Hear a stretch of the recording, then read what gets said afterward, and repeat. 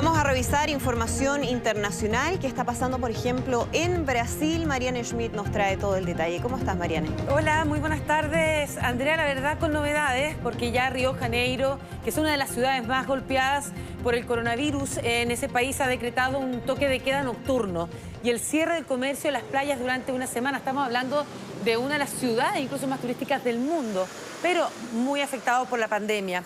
Esto luego que el país alcanzara un nuevo récord de fallecidos. De hecho, Río ha tenido que tomar varias medidas. Primero fue la suspensión del carnaval en febrero y ahora está prohibido circular por áreas públicas entre las 23 horas y 5 de la mañana. Los restaurantes deberán cerrar a las 5 de la tarde, mientras que el comercio no esencial no podrá funcionar hasta nuevo aviso. La medida tendrá una duración de al menos una semana debido al aumento de contagios, de fallecimientos y el colapso, evidentemente, hospitalario en Brasil. Además, que se ha registrado un récord de 1.910 muertos en las últimas 24 horas, lo que totaliza casi 260.000 desde el inicio de esta pandemia. Además, los contagios superan los 10 millones en momentos en que las variantes, además del coronavirus, los golpean de manera agresiva. Y en ese sentido, el proceso de vacunación es esencial. Sin embargo, allí ha sido calificado como un desastre en un país que era ejemplo mundial de inmunización. Con la aprobación del Congreso se pretende ahora adquirir 138 millones de dosis de las vacunas Pfizer y Janssen.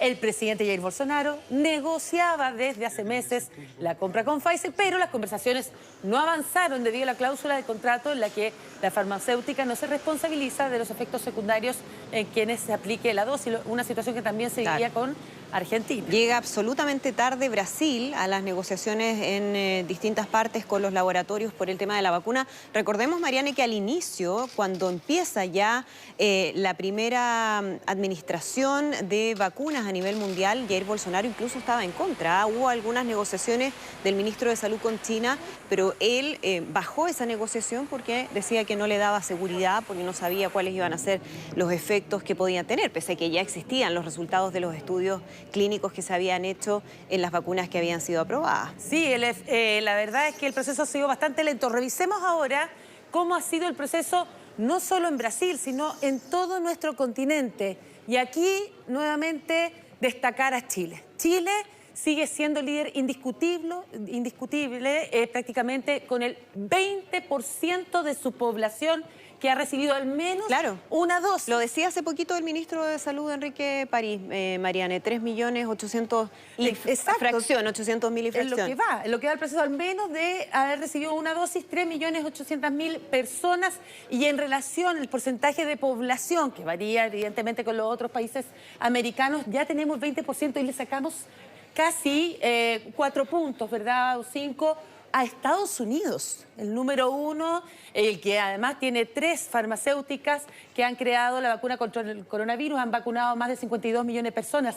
Le sigue Canadá bastante más abajo, eso quiero destacarlo, con un poco más del 4%, y más abajo a Brasil, que es el país sudamericano más poblado, con más de 200 millones de habitantes, que tiene un 3,35%, bastante más bajo que nosotros, y que tiene que ver con esto, las posturas del gobierno, la falta de negociaciones, en fin, ya a nivel global, como lo decía el ministro París. La verdad es que Chile tiene un liderazgo indiscutido, están los primeros países como Israel, Emiratos Árabes Unidos, Reino Unido, hasta las Maldivas, junto con Chile, liderando a nivel mundial el proceso de vacunaciones. Datos de la firma Our World in Data. Vamos a seguir revisando otras noticias en ese contexto, porque Estados Unidos ha comenzado ya a vacunar con la tercera fórmula contra el COVID-19 fabricada en ese país. Hablamos de la vacuna Johnson & Johnson, y esta ha sido suministrada a una mujer de 67 años en Long Island, Nueva York. Se coloca solo una dosis para que el inoculante actúe, eso es un beneficio tremendo. Además, no necesita mantenerse congelada, tiene una eficacia del 85% en la protección contra los casos graves de enfermedad y es recomendable para mayores de 18 años.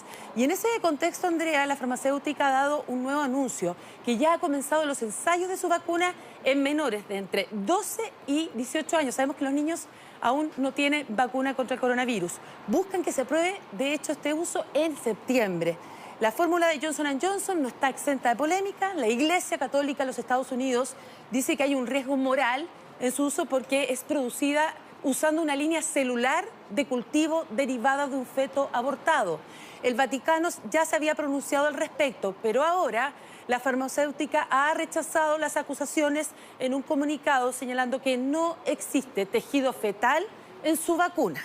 Una polémica que hay que aclarar. Ah, pero grave entonces, porque que el Exacto. Vaticano haga una acusación o un comentario respecto a una información que ni siquiera está confirmada sería algo bien grave, porque además generan cuestionamiento sobre una vacuna que evidentemente es necesaria, considerando la cantidad de vacunas que Estados Unidos requiere para poder vacunar o inmunizar a la mayor cantidad de población. Parte de la polémica, como también ha estado hablando Joe Biden, el presidente, porque está muy molesto con la decisión que tomaron los gobernadores que revisamos ayer, sí, de Texas y Mississippi, de eliminar el uso obligatorio de la mascarilla. Bueno, en ese contexto, él lo calificó como un error gravísimo, como un pensamiento neandertal, y afirmó que es vital que los dirigentes estatales sigan a la ciencia, a las recomendaciones, como uso mascarilla, lavarse las manos, distancia social, en fin. Y vamos a seguir en ese país. Un cohete no tripulado de SpaceX explotó en tierra minutos después de realizar un exitoso vuelo y aterrizaje. Según la secuencia que estamos viendo ahí en la prueba que se realizó en Boca Chica de Texas, el aterrizaje fue calificado por los expertos como magnífico, pero al pie de la nave se veían llamas posteriormente que eran extinguidas por los equipos en el lugar y pocos minutos después este aparato explotó. Se trata del tercer error consecutivo del prototipo Starship que la empresa aeroespacial de Elon Musk espera enviar a la Luna y a Marte. Los dos últimos vuelos de prueba terminaron en accidentes durante el aterrizaje. Más allá de la explosión final, la prueba tenía como objetivo también alcanzar los 10 kilómetros de altura. Se logró. Además, los 3 motores Raptor se comportaron conforme a lo esperado. ¿Queda claro? Es decir, se ha ido avanzando en el ascenso, perfecto. Descenso y aterrizaje, perfecto. No explotó como en las otras pruebas. Explota una vez que ha pasado varios minutos después del aterrizaje. Y así que se están dando pasos, pero obviamente no debe explotar.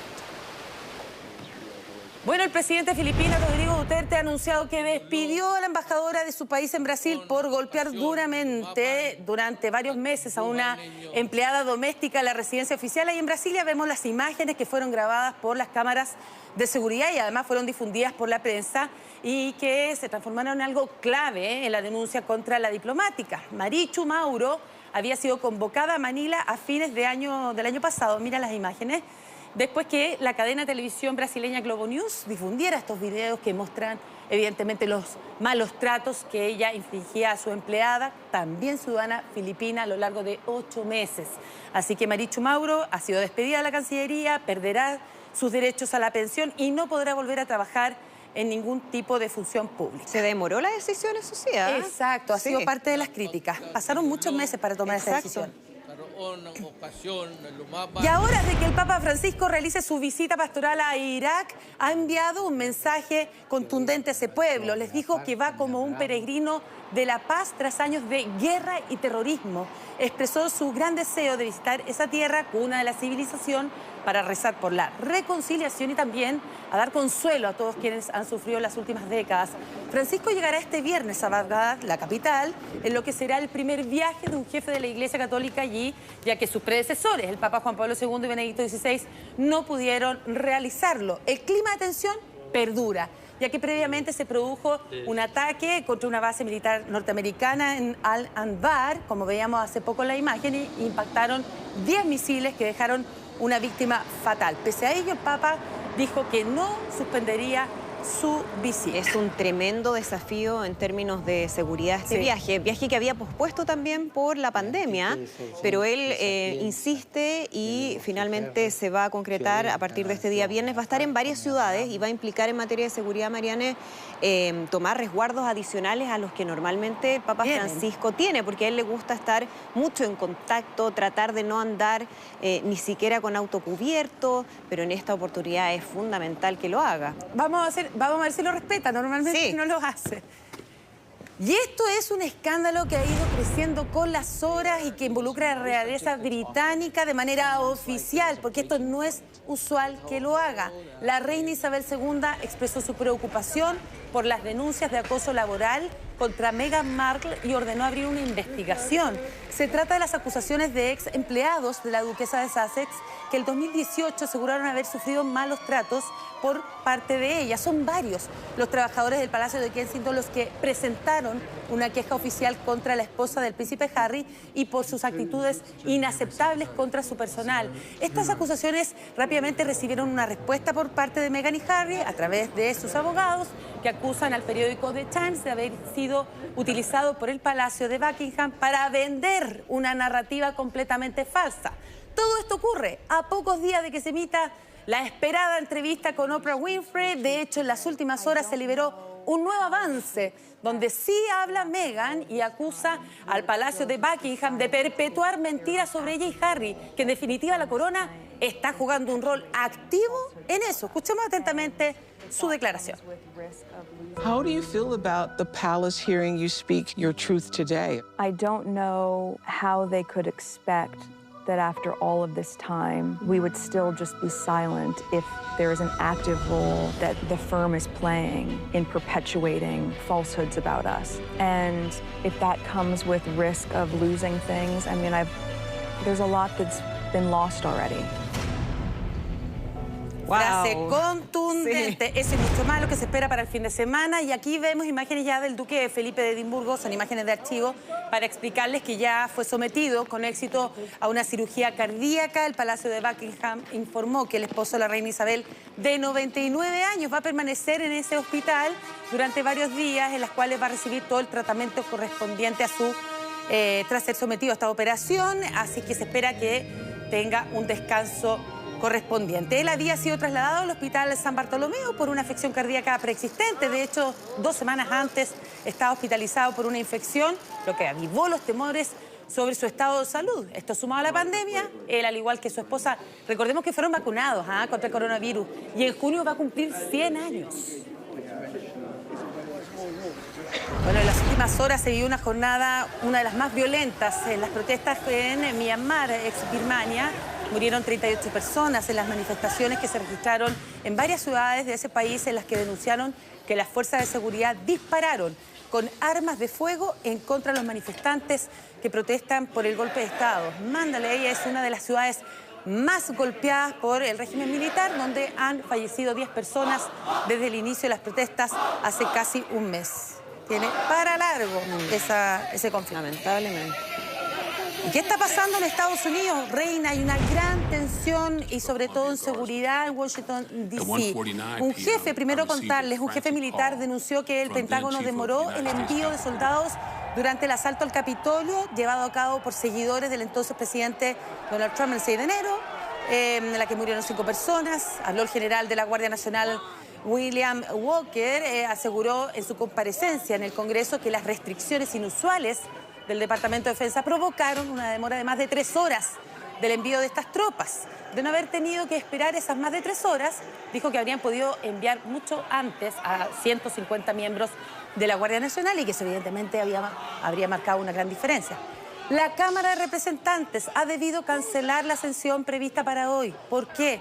Porque las fuerzas advirtieron de un posible nuevo asalto al Congreso. Hago referencia a las agencias de inteligencia norteamericanas que habían detectado un posible complot para tomar de nuevo por asalto el Capitolio en Washington, D.C. Sí, información creíble, decían, que obligó a tomar una serie de medidas de seguridad, incluso, como tú decías, Mariane, la suspensión de una sesión, en un tema que sigue bajo investigación y que tiene todavía varios elementos ahí que no se resuelven del todo. Sí. Mariane, muchísimas gracias. Que estés muy bien, chao, buenas tardes. Buenas tardes. Nos vamos rápidamente a la pausa, ya estamos de regreso con más información, no se vayan.